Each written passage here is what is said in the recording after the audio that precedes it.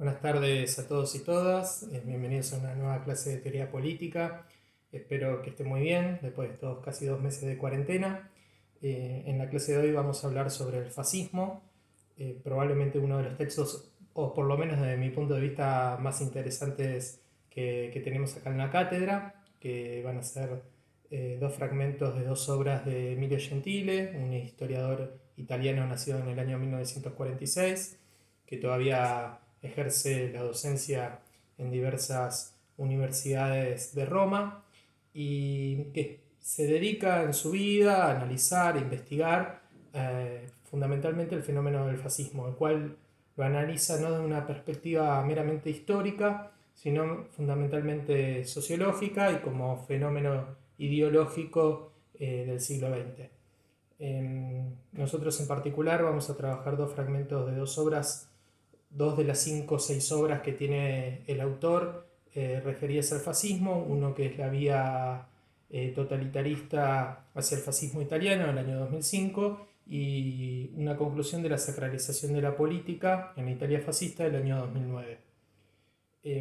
Un poco tendríamos que describir el contexto en el cual se desarrolla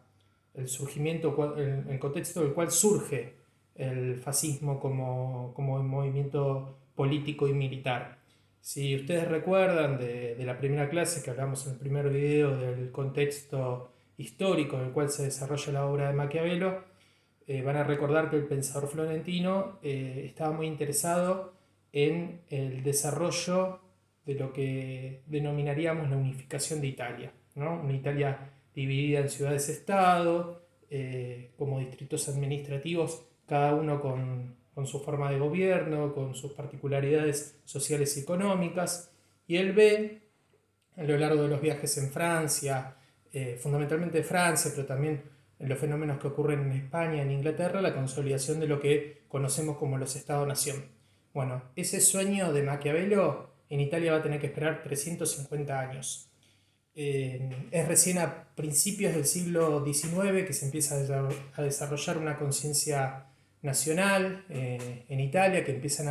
a emerger movimientos revolucionarios que se van a oponer fundamentalmente a la dominación que tenían en el norte de Italia, en la zona lombarda, el imperio austrohúngaro, en la zona central los estados pontificios y la existencia también de dos monarquías absolutas en lo que se conoce como el Reino de las Dos Sicilias. Entonces estos movimientos revolucionarios van a contar con el apoyo fundamentalmente de Francia e Inglaterra, quienes lo van a respaldar fundamentalmente con el objetivo de debilitar al imperio austrohúngaro. Igual van a pasar décadas hasta que se produzca el fenómeno que conocemos como la unificación italiana,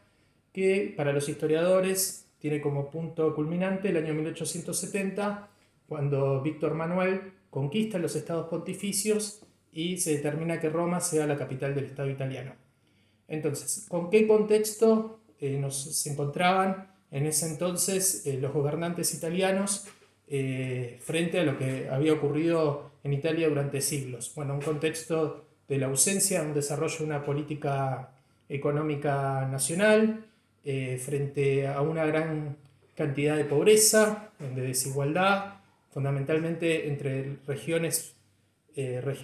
territoriales que habían desarrollado modelos económicos distintos. De hecho, esa desigualdad hoy en día la podemos ver presente en las diferencias que existen entre el norte y el sur de Italia, también en el atraso cultural, la gran cantidad de analfabetismo e incluso en la inexistencia de una lengua común para todo el territorio italiano que, producto de las continuas invasiones y conquistas, se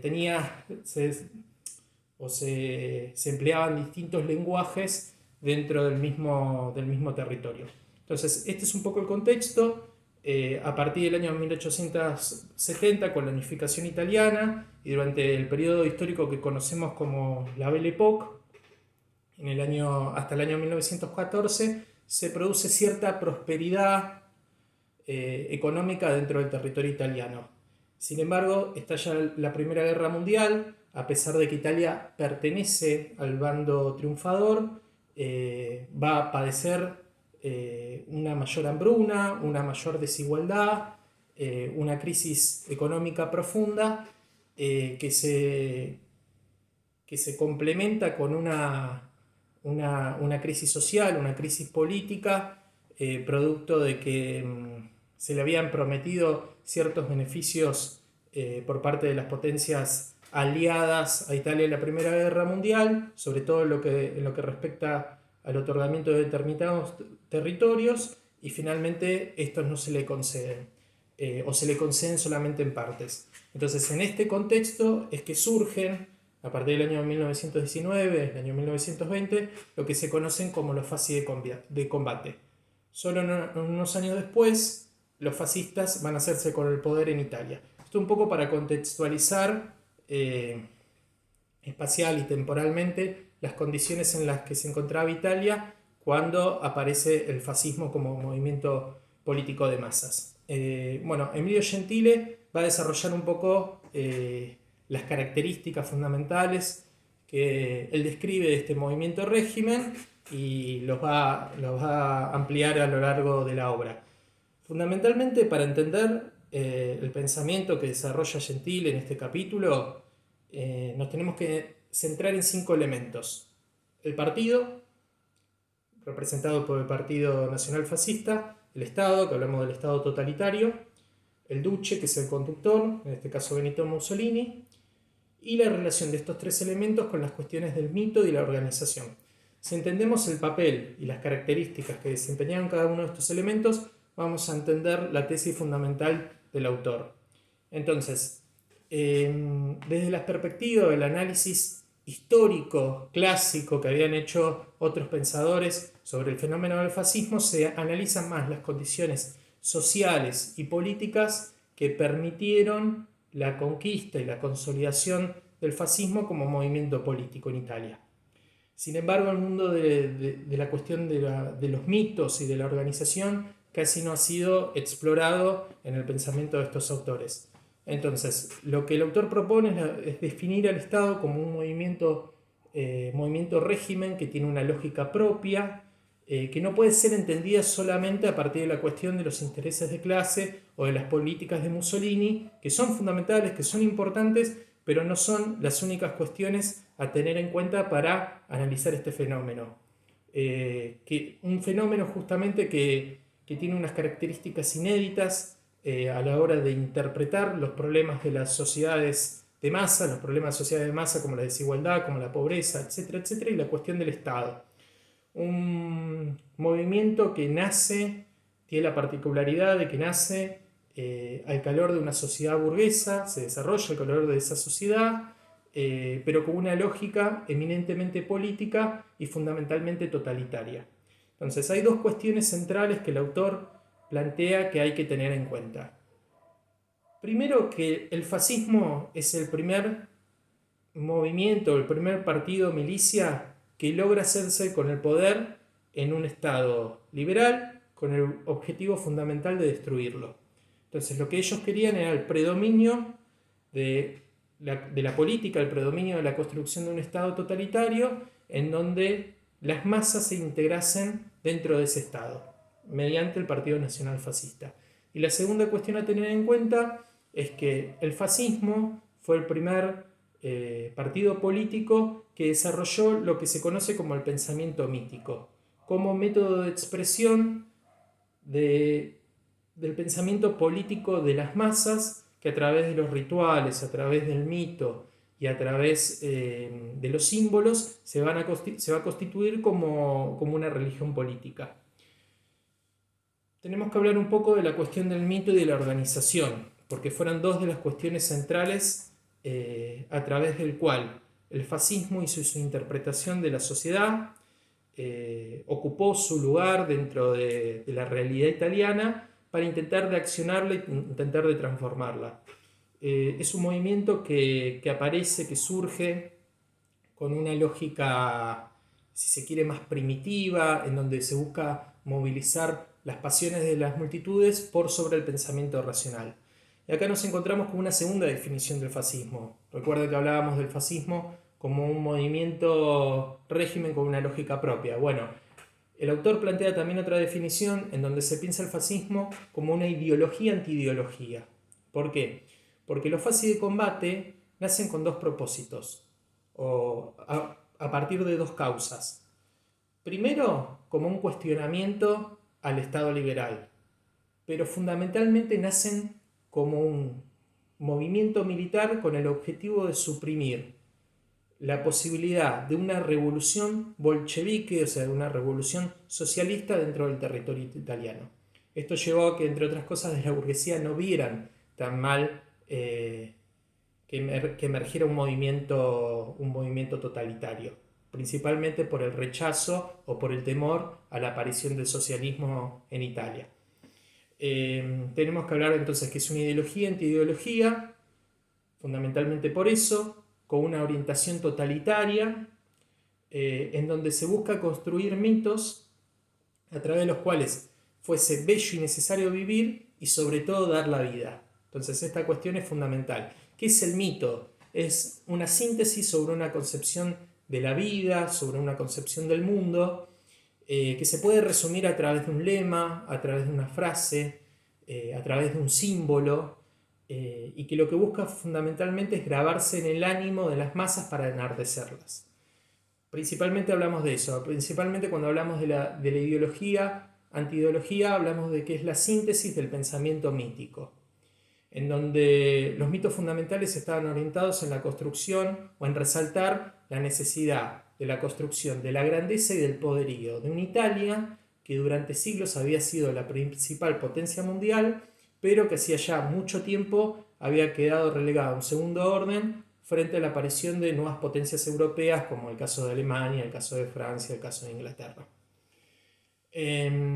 Entonces, la función del Estado totalitario va a ser la creación y la concreción de los mitos políticos. Ahora, el pensamiento mítico por sí solo no alcanzaba, era necesario traspolarlo a la cuestión práctica, empírica,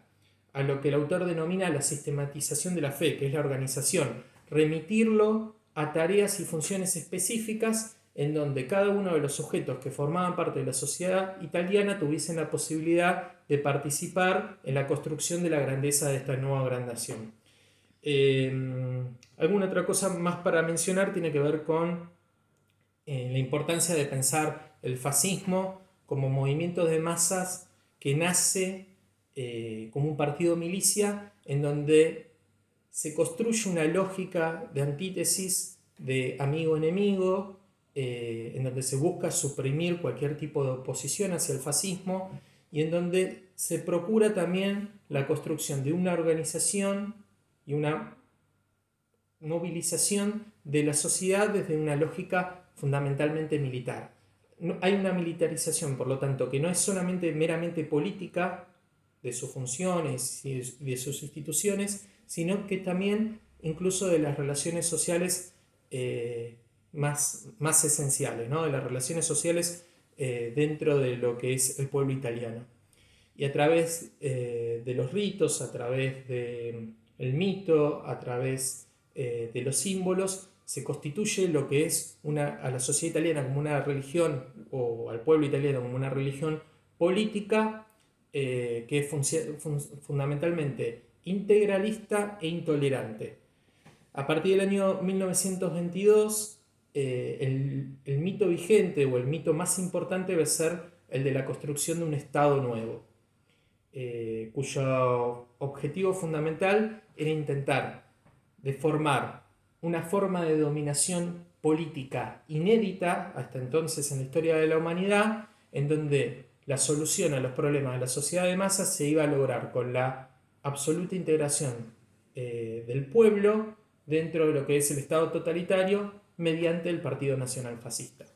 Lo último que vamos a mencionar en este video, después los otros conceptos los desarrollaremos en la segunda parte, tiene que ver con la diferenciación entre lo que es el fascismo autoritario y el totalitario. Una distinción que es bastante sutil, si ustedes leyeron la obra, dado que ambas facciones coexistieron dentro del Partido Nacional Fascista y tenían como fundamentos centrales los mismos, ¿no? La negación hacia la existencia de un Estado liberal, o el rechazo a la existencia de un Estado liberal, y como método de solución de los problemas del pueblo italiano, un fenómeno de la construcción de un régimen cerrado como sistema de dominación vigente. Pero la diferencia radicaba en que mientras el fascismo autoritario se conformaba con la concentración de poder que se había logrado en los años 20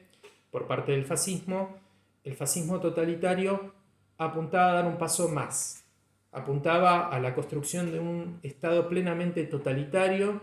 en donde se subordinara a las masas a la lógica de este Estado. Un poco lo podemos ver, ese proceso del Estado totalitario, en lo que ocurrió en los años 30, con lo que fue la definición ideológica del fascismo, con lo que fue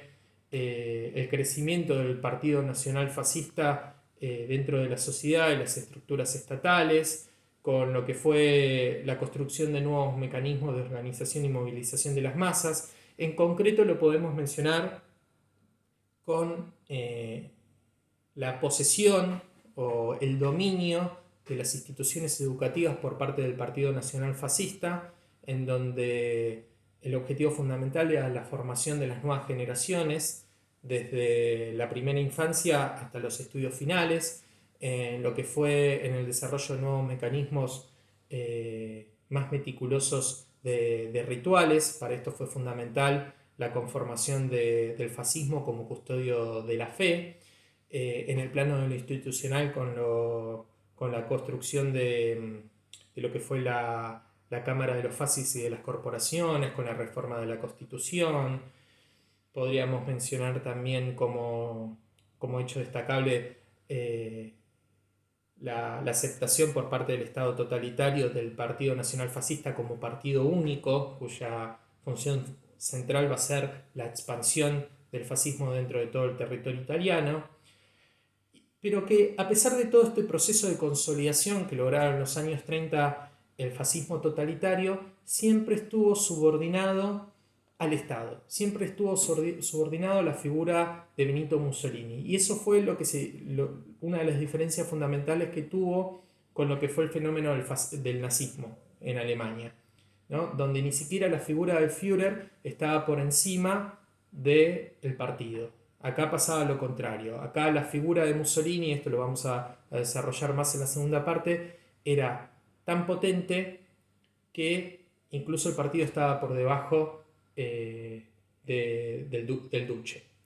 Entonces, durante el periodo histórico en el que coexistieron estas dos facciones del fascismo, siempre hubo una tensión entre lo que fue la construcción de un Estado nuevo, la construcción del sueño del Estado totalitario, y la existencia de un Estado vigente cuyas funciones y principalmente cuyas estructuras eran fundamentalmente, en su gran mayoría, más propias del Estado liberal. Y estas tensiones, estos conflictos en cierta medida no se mencionan, no se suelen resaltar tanto, porque fueron mitigadas gracias a la figura omnipotente de Benito Mussolini. Bueno, esto es fundamentalmente las ideas que vamos a trabajar en este video. En la segunda parte vamos a desarrollar un poco más de ese capítulo y la conclusión.